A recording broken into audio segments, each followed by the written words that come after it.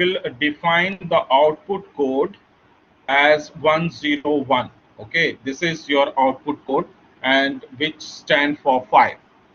So what is the formula for this? We are using this 74148, or we can also say it as 74LS148, and we can also say that 74SCI148. All these are the binary encoder. Okay, so how you can define this binary encoder? How you can define this binary encoder? Quickly give your response. We have seen in the previous example. Okay, this is the binary encoder where you have to take the inputs and you will take the outputs right from here, but only one input should be active low at this stage, and all the outputs should be active high at this stage. Okay, but to overcome this particular problem, let's suppose that we have taken A3 as active low and A5 as active low. So according to this, this priority encoder will give you the output as 101. Okay, so we have defined this priority encoders with the help of 74148 IC number. Okay, so it will overcome the problem of simple encoder. So this one line question will appear in your exam, that what is the major disadvantage of encoder? Okay, the major disadvantage of the encoder is that it will activate only one input to the input side. Okay, and how to overcome that disadvantage in encoder? We are going to use the priority encoder to eliminate the disadvantage of encoder. Okay, next topic, we will start with this magnitude.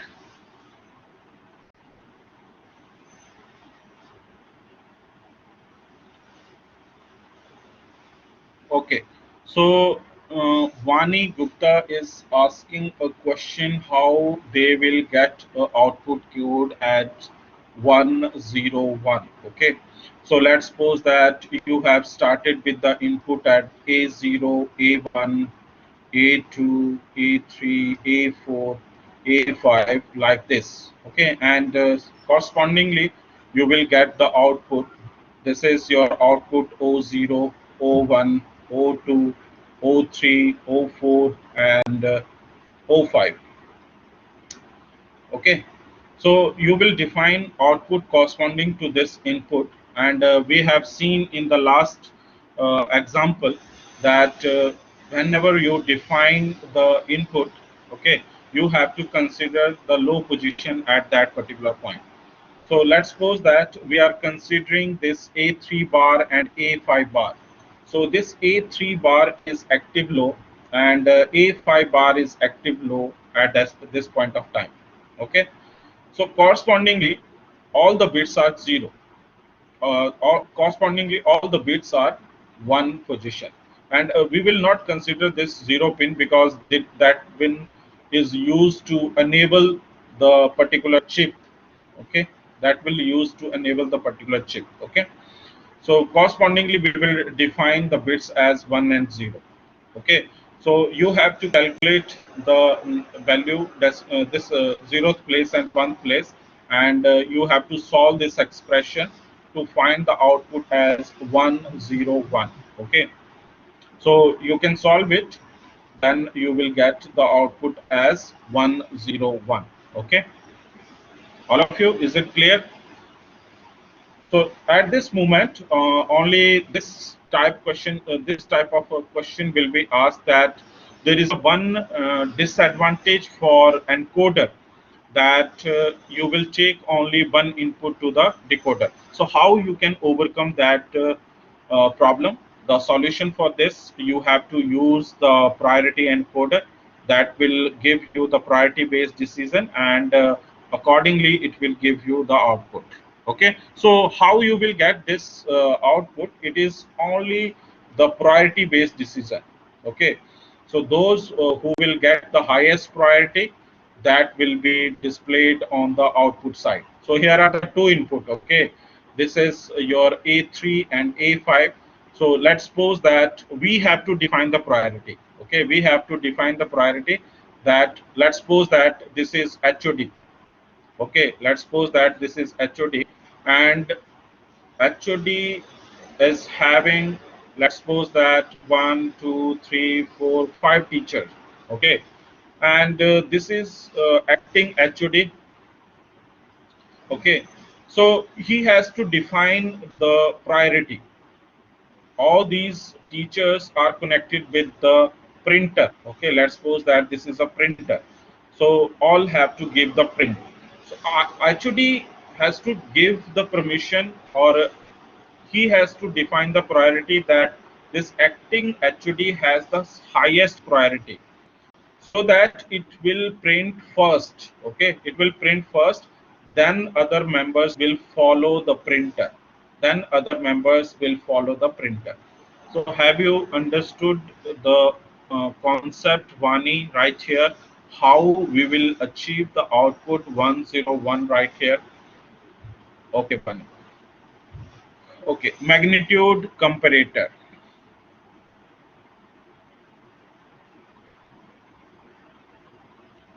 As the name suggests, magnitude, it is a combinational logic circuit that compare two input binary quantities and generate output to include which one has the greater magnitude. Okay, which one has the greater magnitude. So as the name suggests, it is a magnitude comparator. So what do you mean by this magnitude comparator? It has the two inputs. Okay, it has the two inputs, and it compare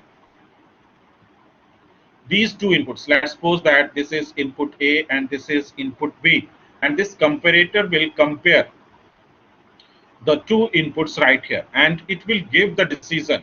Okay, either this A is less than B, or A is greater than B, or A is equal to B. So this type of comparison this comparator is going to perform. Okay, so let's suppose that we have the two inputs right here. So how many possible combination you can create for these two inputs? Let's, these two inputs are A and B. So yes, four possible combination you can create: 0 0, okay, 0 1, 1 0, and 1 1. These are the four possible combination you can create with this two input. And how many possible output combination? As we have decided right here, 1, 2, and 3 possible combination should be there. Okay, so first possible combination is A is less than B, second is A is greater than B, and lastly A is equal to B. Okay, all of you, are you agree with this? Quickly give your response in chat so that we can proceed. Yes, okay. So let's suppose that this is our first case. This is our first case. So in this first case, is this true or false? A is less than B. Is this true or false? Is this true or false? A is less than B. False. Yes, it is a false. So we will put a zero value right here. Okay. A is equal to B, or A is greater than B. It is also false. A is equal to B. This one is true. So true is 1. Okay. Again, A is less than B. A is less than B. Yes, it is true. So we will put 1 right here. Okay. And A is greater than B. It is false. We will put 0 right here. Then A is equal to B. It is also false. We will put 0 right here. In this manner, you have to create the table. In this manner, you have to create the table. So you can create this table according to these combinations. Okay. So this is the output for the comparator, which will compare the two inputs right here. Okay, so how to write the expression, for these comparators, and how to design the circuit from these two inputs? Quickly give your response. for this A is less than B, how you can write the comparator output value? Quickly, for this output, A is less than B, how you can write the output value? Quickly give your response in chat. You have to select the one position. Okay, this is your one position, this is your one position, this is your one position, and this one is your one position. Okay, you have to write the expression for this. So how you can write the expression? What is the value right here? Quickly give your response. A bar B. Yes, you are right. A is less than B. Your output is A bar B. And A is greater than B. Your output is A B bar. Yes, you are right. A B bar is your output. And lastly, A is equal to B. What is your output? Quickly give your response. A bar B bar, then plus A B. And what we can call it? We can call it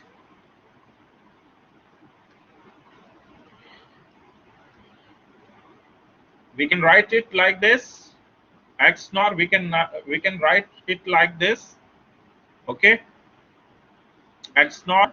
Okay, so are you agree with this? Okay, you have to design this circuit. You have to design this comparator circuit. So how many gates you require? Firstly, you will take the two input A and B. Then you require two NOT gate. Okay, so two NOT gate you require. Then you require the two AND gate to perform the multiplication. Then you require one XNOR gate. Okay, clear? So you have to design this circuit to get the final output. So let's create a circuit. We have the two input. Okay, so firstly we will convert these inputs to the inverted output. Okay, so here you will get A bar, here you will get B bar. So first comparator will give you A bar B, and second comparator will give you A B bar. Okay, so how you will get right here output? Quickly give your response. You have to use the two AND gate right here. You have to use the two AND gate right here.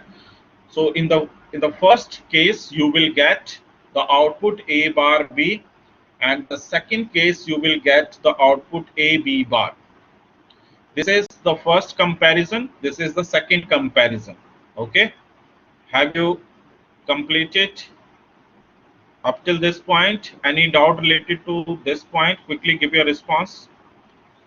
So you have to take one input from this side, and you have to provide this input to the AND gate, and another input you will take from here, and you will provide this input to this side. So this is your B, and this is A. So in this manner you will get A bar B and A B bar. This is the output. And lastly, what you are going to do, you are using the combination of this circuit. Okay, are you agree with this? Quickly give your response in chat. Are you agree with this? Quickly. You are agree with this? Yes, you are agree. Then you will give the output right here. Okay, so we can write this expression as A is less than B, or we can write this expression A is greater than B. Okay, and we will combine these two outputs right here, and we will use the NOT gate right here. And what is the output across this NOT gate? What is the output across this NOT gate? We can write it A bar B plus A B bar whole bar, like this, and it is equivalent to A XNOR with B. Clear? Are you agree with this? So this third output is A is equal to B. Any doubt related to the circuit? Quickly give your response in chat so that we can proceed to the next step. No doubt? Okay, so this particular magnitude comparator, where we can use it? Any application you can suggest about this magnitude comparator? These are often used as a part of the address decoding circuit, okay? Used in a computer to select the specific input output devices or area of a memory for the storage or relevant or retrieval of data. It is also used in control applications where a binary number representing the physical variables being controlled, or we can say the position speed also we can use for this magnitude comparator with the reference value. So we can use this circuit in these places. So next topic we will cover as core converter. Circuit consists of combinational circuits which receive digital signals from external input and from the output of the memory elements, and generate signals for external output and for the inputs of memory elements, referred to as excitations. Okay, so generally we use the input signal from the previous input. Okay, so how we can design this type of sequential circuit? We have seen in the previous slides also that in sequential circuit you have to provide some feedback. Okay, you have to provide some feedback. So how you can design the block diagram of this particular sequential circuit? So let's suppose that this is your next state logic. Okay, this is your next state logic. This is one block. Okay, and you have to provide the output. Okay, so we can say this output as excitation. We can say that this output is your excitation, and this excitation will be provided to the memory element. Okay, memory element, and that memory element output is to be provided to the output logic,